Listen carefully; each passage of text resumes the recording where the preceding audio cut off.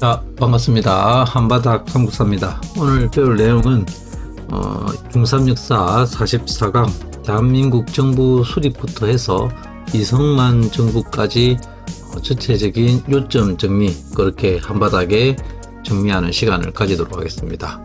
그럼 먼저 대한민국 정부 수립부터 한번 정리해 보도록 하겠습니다.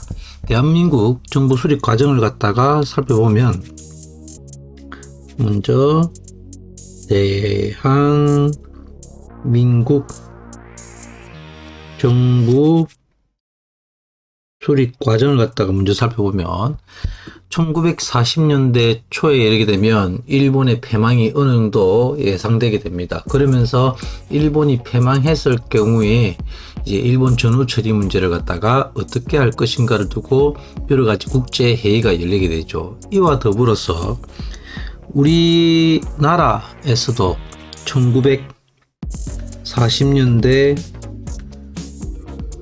초에 이르게 되면 여러 단체들이 만들어져서 이제 그 일본의 패망에, 그리고 우리나라 새로운 정부 수립에 관심을 기울이면서 여러 단체들이 만들어지게 되죠. 대표적인 단체가 중국에서 계속해서 활동을 했던 대한민국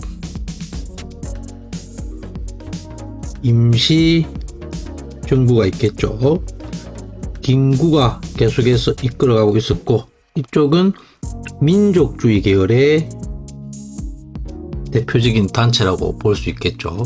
이에 비해서 중국의 화북 지방에서 활동했던 대표적인 또 단체가 하나가 있겠죠. 그게 바로 조선 독립동맹이라는 단체가 있습니다. 이 조선 독립동맹 같은 경우는 김두봉이라는 분이 이끈 단체고, 이 단체는 사회주의 계열의 단체다, 이렇게 보시면 되겠습니다. 또 대표적인 단체가 드디어 국내에서 하나의 단체가 만들어지게 되는데, 그 단체가 바로 조선 건국동맹이라는 단체가 되겠죠. 1944년도에 만들어지게 되는데, 조선 건국동맹이라는 단체가 여운형이라는 분에 의해서 만들어지게 되고, 이 단체 같은 경우는 좌익과 그리고 우익이 연합한 단체가 되겠습니다. 그러던 중에 갑작스럽게 일본이 패망을 갖다가 하게 되고 우리나라도 강복을 맞이하게 된 거죠. 그래서 보시면 그것이 언제가 되겠다?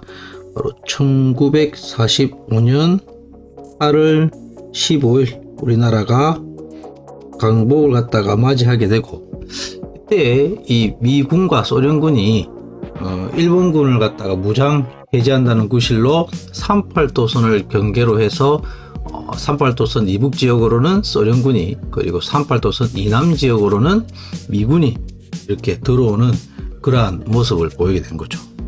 그러던 중에 우리나라 문제를 갖다가 어떻게 처리할 것인가를 두고 드디어 1945년 12월 달에 모스크바 삼국 외상회의가 개최되게 됩니다. 그럼 뭐가 개최되었다? 모스크바 삼국 외상회의가 1945년 12월 달에 개최가 되는 거죠. 여기서 결정된 내용이 좀 중요하겠죠. 신탁 통치를 실시하는데 최대 몇 년간? 최대 5년간 신탁 통치를 실시하고, 두 번째 또한 임시 민주정부를 수립시키고 임시 민주정부를 갖다가 수립을 하고, 세 번째 임시 민주정부 수립을 위한 미소 공동위원회를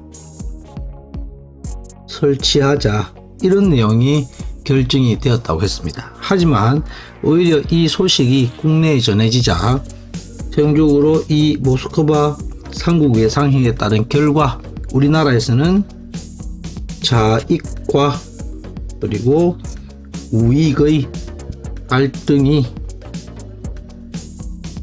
심화되는 그러한 결과를 초래하게 되었더라.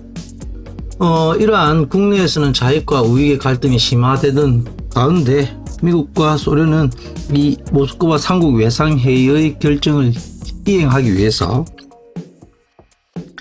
1차와 2차에 걸친 미소공동위원회, 줄여서 미소공이라고 부르죠. 미소공의가 개최되었지만 끝내 결렬되고, 또한 국내에서도 지금 보시다시피 자익과 우익의 갈등이 심화되자 이를 갖다 해결하기 위해서 좌우 그리고 합작 운동이 일어났지만 그다란 성과를 거두지 못하는 이러한 상황이었던 거죠. 이렇게 계속해서 미소공동위원회도 결렬되고 국내에서 좌우 간의 갈등이 심화되자 미국이 우리나라 문제를 갖다가 어디로 이관시켜버렸다? 유엔으로 이관시키게 되죠. 그래서 여기에서 결정된 내용이 뭐냐? 유엔에서 결정된 내용이 남북한 무엇에 따른? 인구 비례에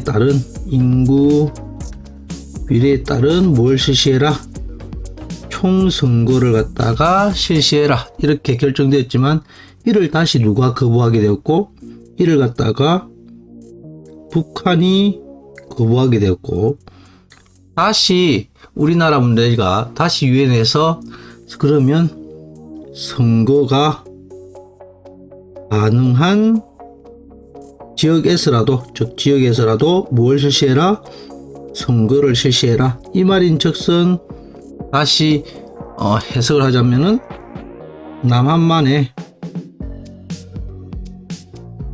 단독 선거라도 실시해라. 이런 내용이 결정이 되었던 겁니다. 이처럼 남한만의 단독 선거가 실시되고, 즉 두 개의 나라로 분리될 가능성, 즉 분단이 될 가능성이 높아지자 이를 해결하기 위해서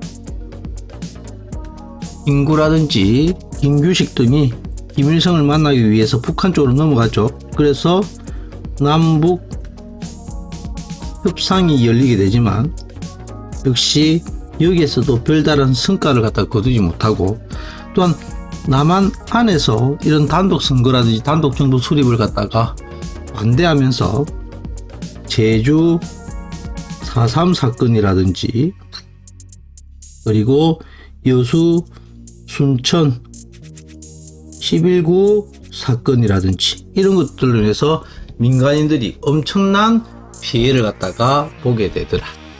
그럼에도 불구하고 어쨌든 유엔의 결정에 따라서 드디어 1948년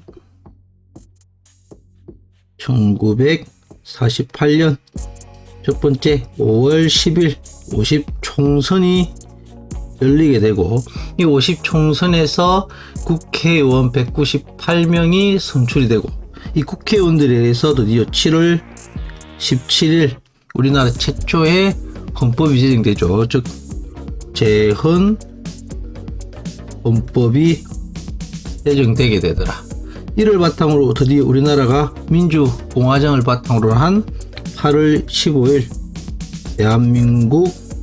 대한민국 정부 수립을 공식적으로 대내외에 발표를 하게 되자, 이에 북한에서도 9월 9일 조선 민주주의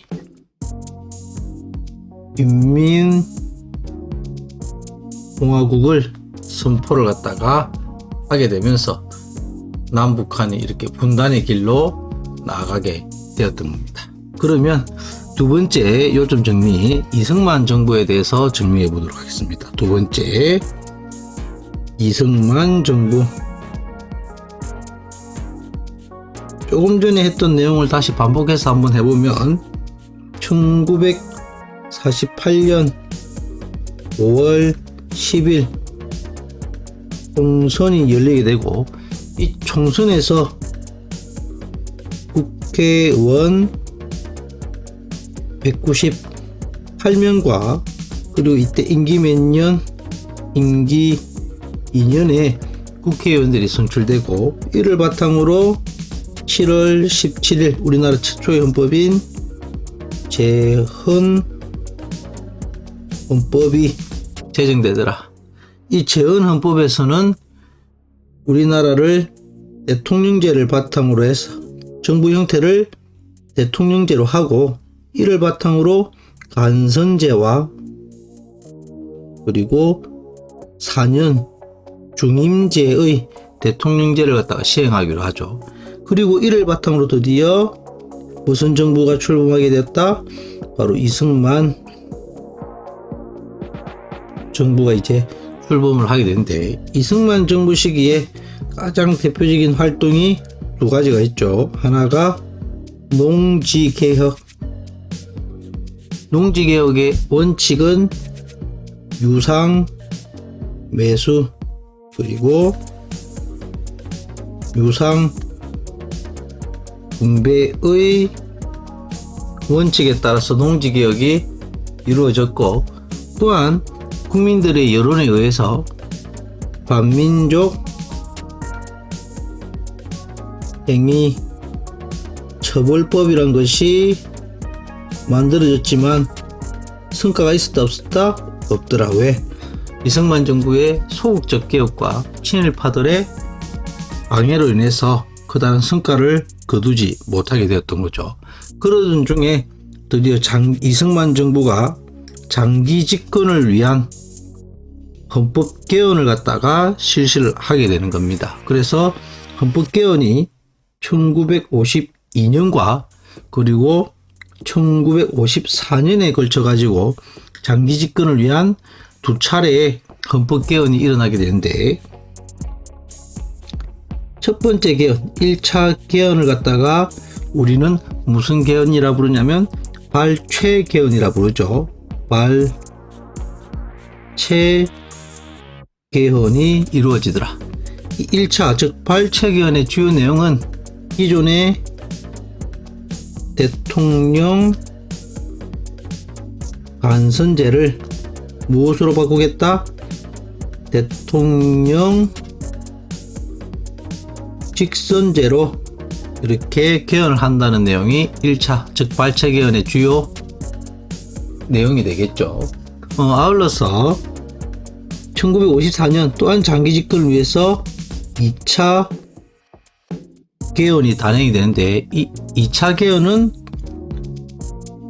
뭐라 부른다? 4.4.5.2 개헌이라 부른다 했죠. 4.4.5.2 개헌이라 부르는데, 이 4.4.5.2 개헌의 주요 내용은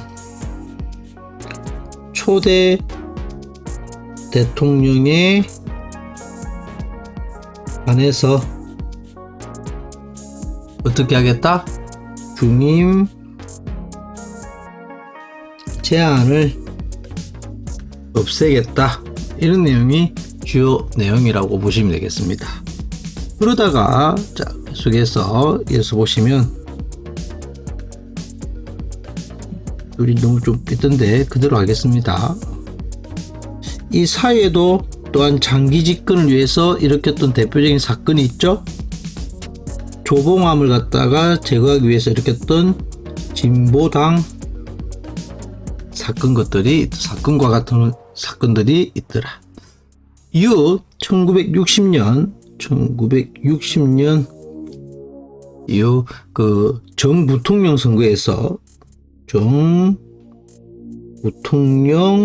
선거에서 이승만과 그리고 이기붕을 갖다가 당선시키기 위해서 대대적인 부정선거가 일어나죠. 특히 이기붕을 갖다가 당선시키기 위한 대대적인 부정선거가 일어나게 되는데, 그 부정선거를 3.15 부정선거라 부르고, 이 부정선거에 항거하여 마산에서 최초로 이에 대한 시위가 일어나죠. 바로 부산과 마산 일대에서 대대적인 시위가 일어나게 되는데, 부마 항쟁이 발생을 하게 되고, 이때 김주열 열사의 시신이 마산 앞바다에 떠오르게 되자 대대적인 전국적인 시위로 확산되게 되는데, 그 시위가 바로 4.19 혁명이 되겠죠. 그런데 이승만 정권은 이 4.19 혁명으로 인해서 끝내 물러나게 되더라. 그래서 오늘은 크게 대한민국 정부 수립과 이승만 정부에 대해서 요점 정리를 해보았습니다. 여기서 오늘 내용은 마치도록 하겠습니다. 다들 수고하셨습니다.